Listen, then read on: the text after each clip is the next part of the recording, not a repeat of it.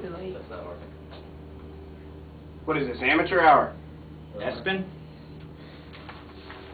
No, it's not happening. Can we get some damn music here? Are we recording? Yeah.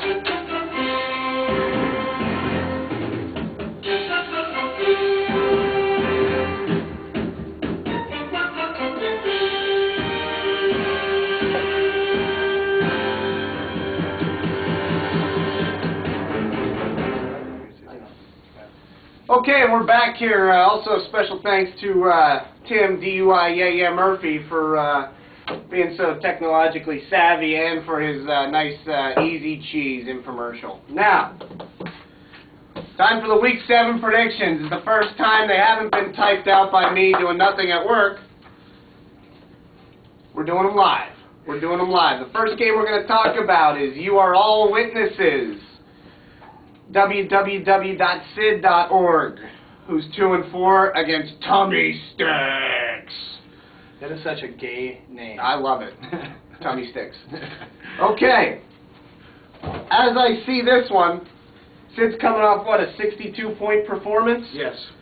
And Hartung's team has seemed to kind of come alive here. Hartung's 1 point away from 100. He was C-note. He was C-note, hanging a C-note. Well, I'm going to tell you this. Hartung hangs a C-note this week. I'm going Tummy Sticks 104, www.virtualsid.gov 18. Here's to you, Tummy Sticks. C-note. It's all about the Benjamins. Who we got next, Scott? Okay, our next matchup is, who's still a faggot? Who's still a faggot? Matthew? Not Matthew. Jury's still out on that one. Okay. We have a hung jury, if you will. Okay. I had a hung jury. It's that's what she said. Sure. Okay.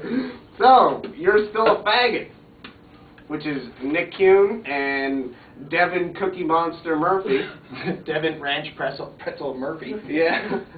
And Ram the Guy. Yeah. Ram the Guy, the Gay LaSalle fraternity. Who are they playing?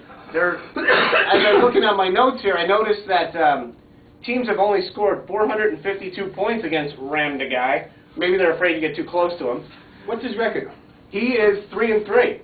Wow, and they only scored that little bit of points against him. 6 games, which Wow. is the lowest total, compared to Shane Coder and Mark Gallagher, whose opponents have scored 655, a difference of 203. Big difference there. It's all about matchups. Yep. Ramrod hasn't been putting a big total in at all. 64 points last week. Just a low offense. Not very impressive. No, not very impressive. No. And it seems that coming off a 146, which I believe is the highest total of the year. It is. With a tie. With a tie. From the gardener. That's right. Mr. Sprinkler. Chief Sprinkler. I gotta go with You're Still a Faggot on this one. Yeah, I like their team. I think they're going to break out this week again. I think they've had so many bad weeks that their team's finally coming together. It's coming. Law of averages. Law of averages. We're going with You're Still a Faggot 98. Ram the Guy 69. No pun intended. Okay, next matchup. Bubsy, where have you gone? Oh, where can my Bubsy be? Somebody's got to call him. Somebody I mean, he is not representing the record. Tom, if you see this, you're hurting us. What would a tow truck do, Bubs? Yeah. What would a tow truck do? We're going to go boats and hose. Burtis put up a booming 39 points last week. Yeah. This is going to be, whoever wins it, I mean, it's going to be... You know, my question is Neil drafting pro players? Mostly. Okay. Or does he still have his Burkett from Haven? Does he have him in a tailback? Yeah. He might be better served to do that. He might be. Okay. He might want to go with Paulsgrove at quarterback. I'm going to make the assumption that Bubsy's going to put in his full lineup this week, which would be a refreshing change. That would be nice, like this beverage right here. I'm going to have to go with Bubsy. I'm going to go with Bubsy. Take him. Bubsy with 7 starters in rather than 8. Right. And I'm going to say he's going to score 72 points, and Burtis is going to score 71. It's going to be a nail-biter. So what you're saying is Bubsy's playing with a handicap, basically. Yeah. All right. Yeah. Take it. Person with disabilities is the politically correct term. Gotcha. Okay. Matchup number 4. Cleveland Steamtown versus the DC Flying Fockers. Yeah. You know, the Fockers just squeaked by last week. Playing a handicap, Tom. We talked about that. Yeah. We talked about that. And I really feel like Chode's been putting together a good team here. I'll tell you what, but I'm going to disagree. Here's why. Tell me, Pope.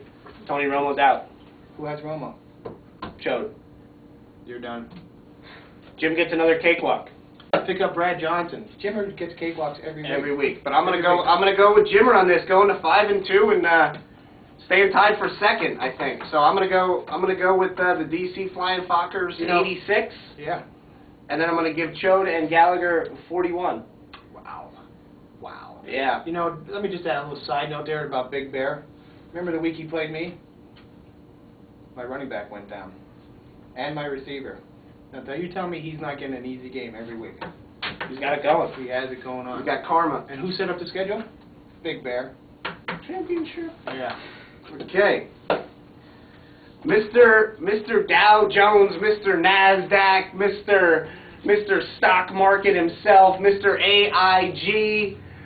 Looks like you're keeping your money in your wallet, huh? I ain't invested in anything right now. No chance. He is not a happy camper. Keeping my money right here. However, he's been jacking off at the fact that he beat me last week. So just one of those things that you have to deal with when you're the hunted. But I'll bounce back.